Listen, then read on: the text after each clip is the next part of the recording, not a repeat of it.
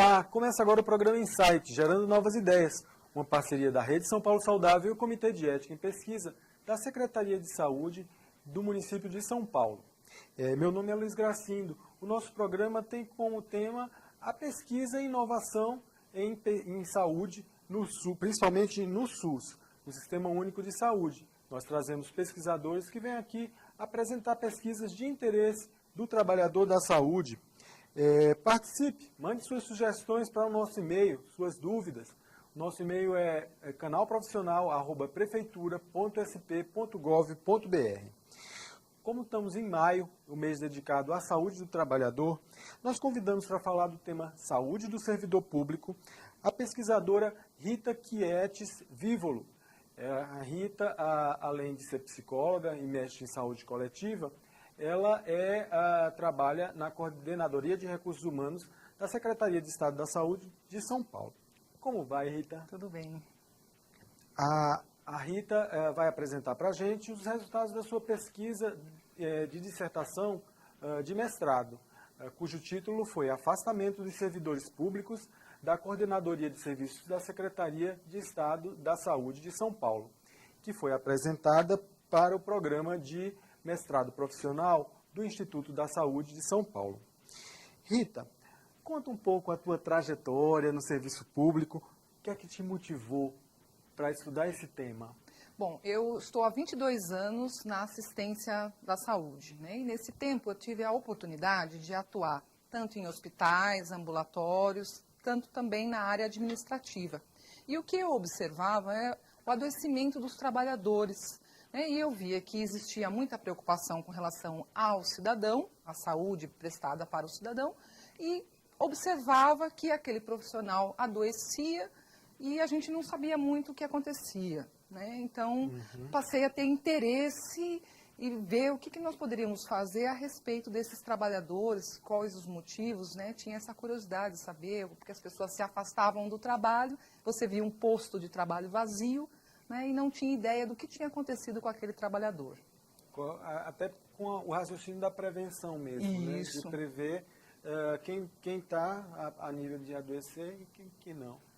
E com que formas a gente pode fazer para evitar que isso aconteça. Porque, na verdade, a gente fica com duas linhas, vamos dizer assim, né? A questão gerencial, né? Então, o administrador, o gestor da unidade, ele tem um posto vazio de trabalho, né? E ele tem uma preocupação de manter a assistência, mas também tem que ter uma preocupação com relação ao que aconteceu com esse trabalhador, né? O que se a gente poderia ter feito alguma coisa, poderia ter prevenido, pode ajudar em alguma coisa, se isso está relacionado ao trabalho ou não, se isso é uma doença ocupacional. Então, eu observei que a gente não tinha muito a exploração desses dados, né? Então, isso me gerou essa curiosidade, né? De tentar ver o que nós poderíamos fazer para ajudar essas pessoas, né? Rita, isso me remeteu a uma velha discussão, que o Ministério do Trabalho ele tem mais essa visão da função do corpo de trabalho, e o Ministério da Saúde tem uma visão diferente. Qual é a diferença dessas visões? Isso é uma dificuldade de entendimento comum nas pessoas, né? Porque a gente pensar política de saúde do trabalhador é algo mais amplo, né, em que a gente vai trabalhar a prevenção, né, e analisar toda uma situação com a participação ativa do trabalhador nos seus processos de trabalho, fazer com que ele analise junto. E como a saúde do trabalhador tem uma origem, vamos dizer assim, na saúde ocupacional, né? Então, muitas vezes as empresas acreditam que estão zelando pela saúde do seu trabalhador e, na verdade, elas ainda estão com bases nas leis trabalhistas, né, em algumas obrigações legais que o empregador tem com relação à preservação da saúde do seu empregado, né? Então, essa confusão ainda existe e a gente vê que a saúde ocupacional, na verdade, é a que mais está se desenvolvendo ainda, né? A gente vê pouco da aplicação da política de saúde do trabalhador que iria além desses exames preventivos, né, das normas regulamentadoras, então é um avanço, né? Entendi. Mas acho que... que tem uma visão mais antiga, pautada na questão mais da lei, dos exames preventivos, que é a saúde ocupacional, e tem uma política mais abrangente, mais compreensiva, que o SUS está encampando, que é a Isso. saúde do trabalhador. Isso. Que é mais focada na pessoa do que nas leis. É mais ou menos assim. Isso, é isso mesmo. Então tá bom. E aí, qual foi a escolha da sua pesquisa? Aí eu escolhi, né, ir pelo campo da política de saúde do trabalhador, né? Então deixar um pouco de lado a questão da saúde ocupacional, que eu acho que já é um caminho, né? Já é um início, já está bem trilhado, né? E também na área da política de saúde do trabalhador a gente também tem muita coisa já publicada, muitas leis, muitos projetos, muitos programas. Acho que está faltando que isso saia um pouquinho do papel e que a gente consiga fazer com que isso se aplique na prática, né? Correto. Mas fala um pouco, então, da tua pesquisa. Qual é o banco de dados que você tinha disponível?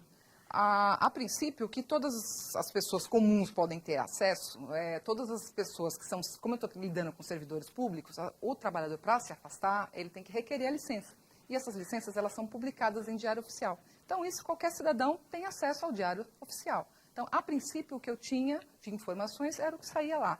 E aí, fui atrás para poder encontrar se em algum órgão, ou que órgãos seriam esses, que reuniriam essas informações. E no caso da Secretaria da Saúde, isso envolveu duas outras secretarias, a Secretaria de Gestão Pública e o Departamento de Perícias Médicas e a própria Saúde, né? Então, eu tive que reunir informações de 3 órgãos diferentes para poder compor esse banco. Lembrando que a Rita trabalhou com a questão da saúde, da Secretaria de Saúde do Estado de São Paulo. E aí foi difícil trabalhar com essas informações, porque a gente às vezes acha que tem um banco de dados ali, eu vou trabalhar e eu vou tirar um monte de informação. Mas às vezes não é tão fácil. Como é que foi a tua experiência? Bom, eu tive boas oportunidades, não tive resistência por parte das pessoas com quem eu tive que fazer os contatos para ter acesso a esses bancos. Vamos dizer, a dificuldade foi mais administrativa, né? Porque às vezes as pessoas que são responsáveis por lançar isso em sistemas, elas não entendem a preocupação de, por exemplo, apontar corretamente o sexo, idade, data de nascimento. Então, na hora de você trabalhar esses bancos, a gente perde muita informação porque não está completo. Então, vamos dizer, minhas dificuldades foram mais administrativas e uma perda, né, de alguns dados que não puderam ser computados porque não continham as informações completas, né? Mas você acha que isso pôde comprometer o resultado? Não, de maneira nenhuma, porque a amostra foi bem significativa, né? A gente trabalhou mais ou menos com 35 mil fazendo já essa limpeza, né? Então, acho que os dados dão para ter uma boa ideia. Agora eu vou te fazer uma pergunta meio capciosa, Rita. E esses dados, eles são utilizados normalmente com o objetivo de propor políticas de prevenção de agravos ao servidor público? Olha, pelo que eu observei, assim, até existem a preocupação de manter os bancos, né? Então, assim, essas informações, elas são coletadas. Mas ainda é muito pouco o movimento que a gente vê de alguém se interessar, de ver que esses dados podem se transformar em informação importante, gerencial, né, para a área de recursos humanos, para a área de saúde do trabalhador, né? Então, acho que ainda é muito pouco o movimento que se vê de utilização desses sistemas. Você está falando da realidade da Secretaria de Estado da Saúde, mas que deve ser a realidade do serviço público em geral, eu acredito. Rita, voltando à tua pesquisa, quais são as características, digamos, demográficas do grupo estudado? Bom, para as pessoas, a minha preocupação sempre foi falar uma língua, né? Além do pesquisador, né? Tem a preocupação com o rigor científico, mas fazer uma língua que as pessoas pudessem entender. Então, eu tracei o que eu chamei de um trabalhador típico da saúde. Tá? Então, esse trabalhador seria mulher, em 70% do quadro, teria entre 41 e 50 anos de idade, estaria atuando em carreiras da área da saúde, principalmente auxiliares e técnicos de enfermagem, tem um grau de exigência de escolaridade do nível intermediário, que seria o equivalente ao ensino médio, né? Então, e também é o grupo mais afetado no afastamento por problema de saúde. assim, na média, né, na saúde predomina a mulher. A mulher é 70%. É um quadro já um pouco envelhecido, que é bem parecido com a Secretaria Municipal, eu acredito. E a gente, assim, e o agravo, às vezes, está também na questão do nível de escolaridade, né? Então, as pessoas também, às vezes, não têm um preparo, né? Ela tem até a formação técnica para exercer a sua profissão, mas não tem, muitas vezes, algum preparo até para o autocuidado no exercício da sua profissão. Né? Que é a gente que é profissional de saúde, né? Você sabe, eu sou médico, você é psicóloga também. A gente realmente não cumpre o que a gente prescreve, né? Verdade, isso é real. Nós, trabalhadores de saúde, realmente ficamos a dever no que diz respeito ao nosso próprio autocuidado. Isso é fato, eu sou médico, posso dizer com categoria e tranquilidade.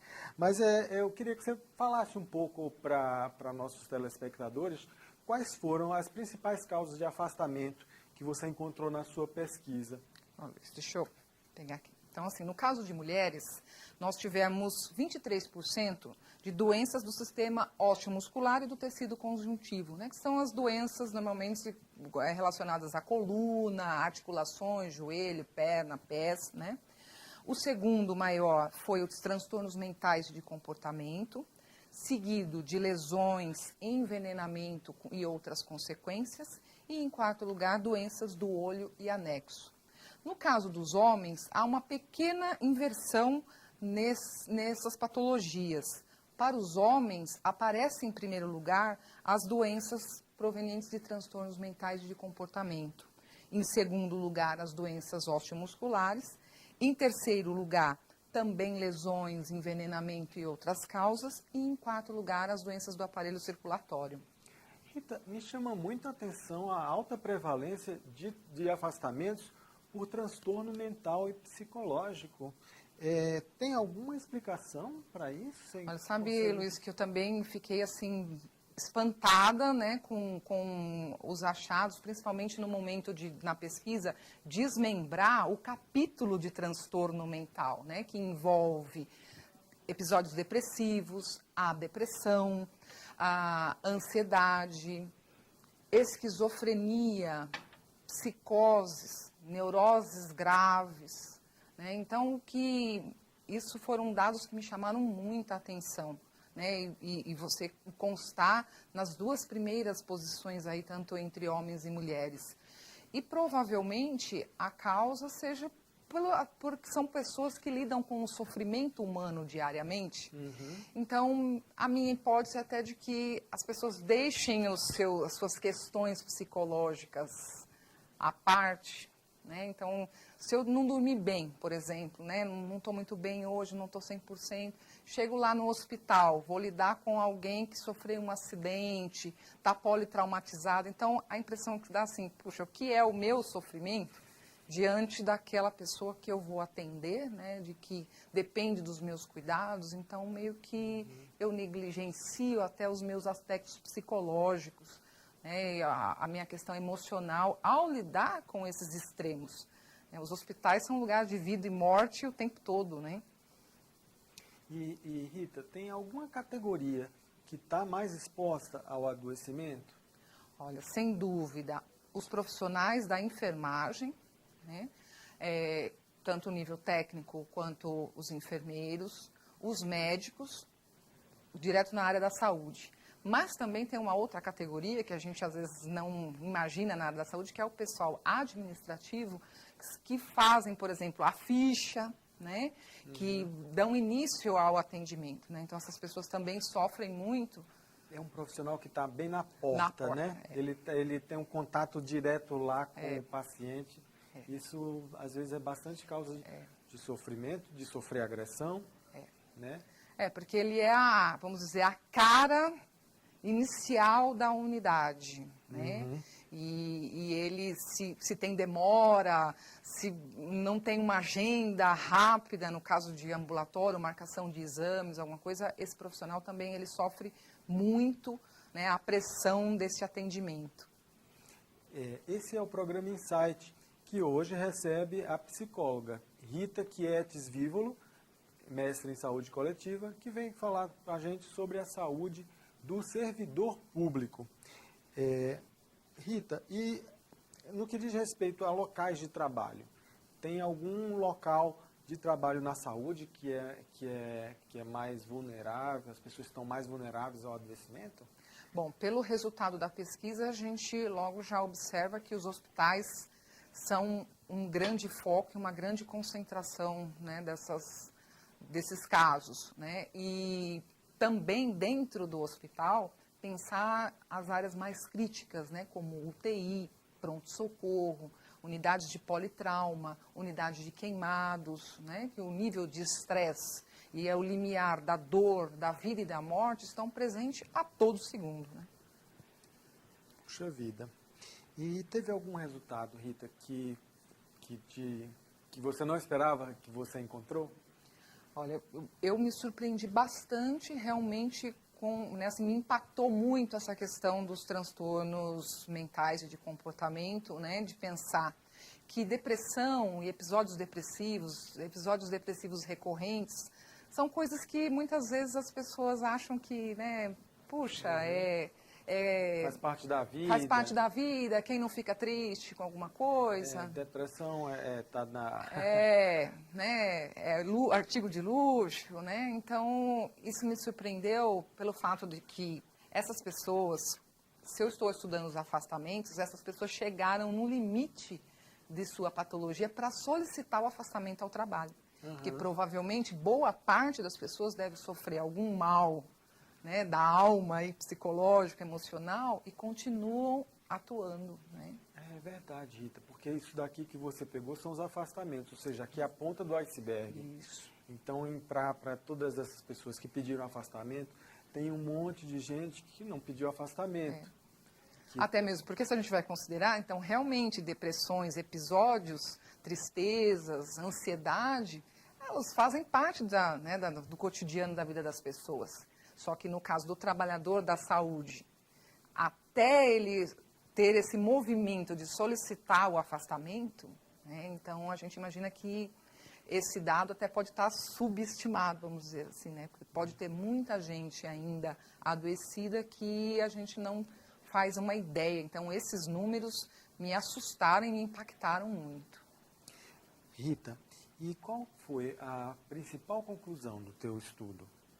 Olha, eu acho que a gente tem que pensar realmente em estratégias de fazer com que esses dados se transformem em informações que cheguem nos gestores das unidades, que a partir desses dados concretos, né, fique mais fácil das pessoas, né, de quem trabalha com profissionais de saúde, pensar maneiras de prevenir, né, de promover saúde, de se aprofundar nessa questão da política de saúde do trabalhador, da gente com urgência cuidar de quem cuida, né, de quem deveria cuidar, né, então o profissional que deve prestar assistência à saúde, ele ter de alguma forma também um cuidado para que o trabalho não seja um motivo de adoecimento, né, as pessoas podem ter uma vida feliz no trabalho, né, o trabalho, embora tenha toda uma questão aí, né, do significado do trabalho, da origem da palavra, o trabalho pode sim ser um motivo de satisfação,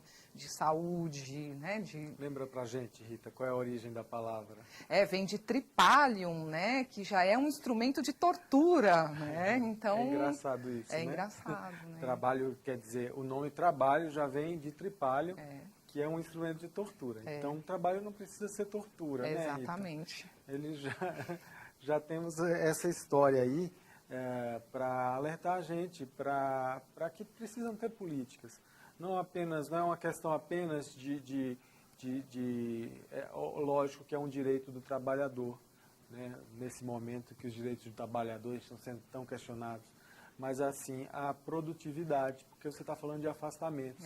Afastamento significa perda de produtividade. A gente está falando de servidores públicos. Servidores públicos geralmente são pessoas que têm uma longa história no serviço, elas têm elas acumulam muita experiência que não facilmente um servidor público ele é reposto por alguém que tem a mesma formação. vai ser alguém que não tem a mesma formação, mas não tem toda uma trajetória, toda uma experiência, todo um conhecimento do serviço, do jeito que se estabelece, que está sendo perdido. E, Luiz, você me lembrou mais uma coisa, assim, né? Nós estamos falando dos afastamentos. E aqueles que permanecem trabalhando, né?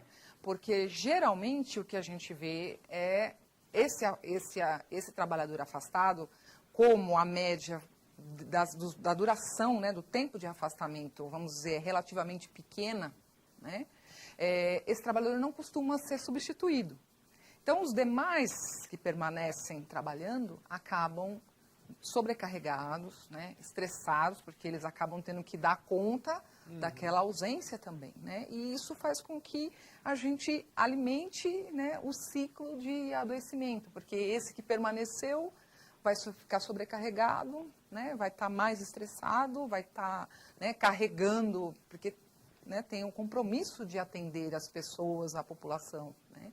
Então, a longo prazo, aí, ou até médio prazo, você pode ter outras pessoas também adoecidas em consequência dos que se afastaram, né?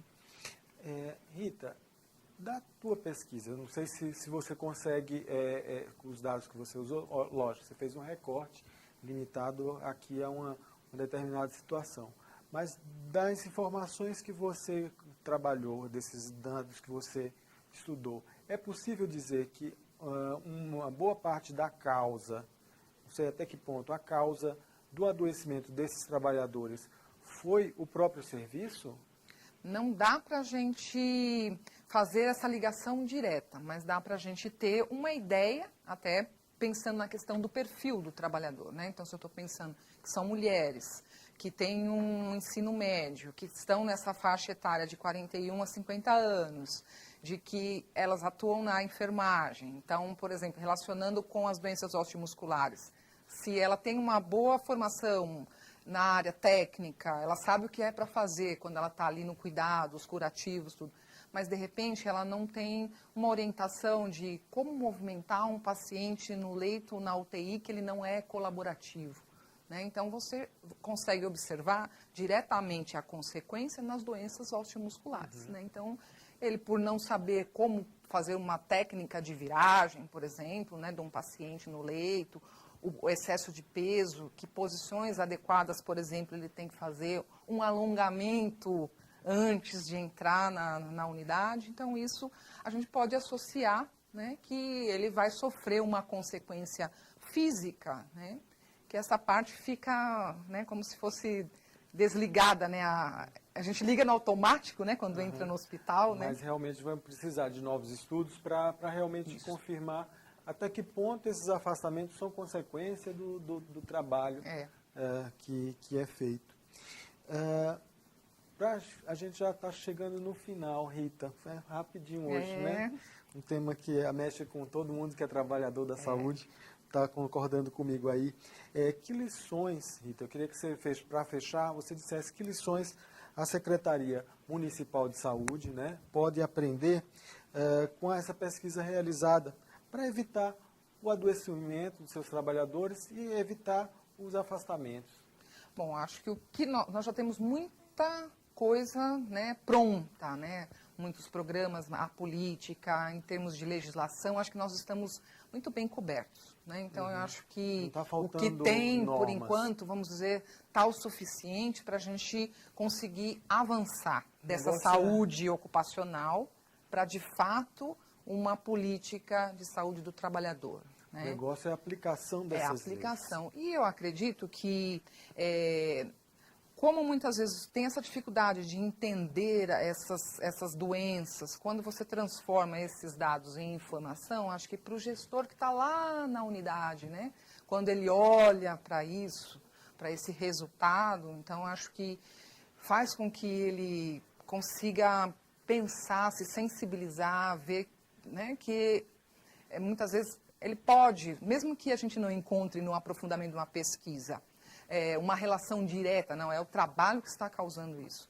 Mas a gente pode trabalhar, por exemplo, com a prevenção, com a promoção, né, para que ele não venha a sofrer uma consequência, adoecer ou agravar uma doença que que ele já tinha uma predisposição, por exemplo, né? Então, eu acho que o município, né, as unidades, poderiam regularmente olhar para esses bancos, ofertar para os gestores, né, esses resultados, essas informações, para que cada unidade tenha a condição de tentar fazer algumas ações, algumas melhorias nesse ambiente de trabalho que vão ser benefício para todo mundo, né? Tanto para o trabalhador quanto a população que anseia por melhores atendimentos, uma saúde de qualidade. Acho que começa também pelo trabalhador, né? Por quem, cuidando de quem cuida, né? Verdade. Já ficou até um mote, né? Está chegando ao fim, infelizmente, o programa Insight, que recebeu aqui no Instituto da Escola Municipal de Saúde a psicóloga e mestre em saúde coletiva, Rita Quietes Vívolo, da Secretaria de Estado de Saúde de São Paulo, que é autora da dissertação Afastamento dos Servidores Públicos da Coordenadoria de Serviços da Secretaria de Estado da Saúde de São Paulo. A íntegra da pesquisa da Rita está na BVS, cujo site é http://sms.sp.bvs.br. Obrigado pela tua presença, Rita. Você gostaria de fazer algum agradecimento? Olha, eu agradeço, né, ao convite, à escola, por ter proporcionado, né, essa oportunidade de eu falar justamente no mês da saúde do trabalhador. Agradeço ao Instituto de Saúde pelo apoio, né, o patrocínio para realizar a pesquisa, e em especial a minha professora Cecília e o professor Paulo, que tiveram tanto carinho e me acompanharam nessa jornada. Muito obrigado, Rita. Obrigada. E nós que agradecemos a tua presença, a tua disponibilidade, né? Eu sou o Luiz Gracindo e o programa vai ao ar, o programa Insight, Gerando Novas Ideias, vai ao ar toda a terça-feira, ao meio-dia, aqui no canal Profissional. Essa TV que é feita por você e para você.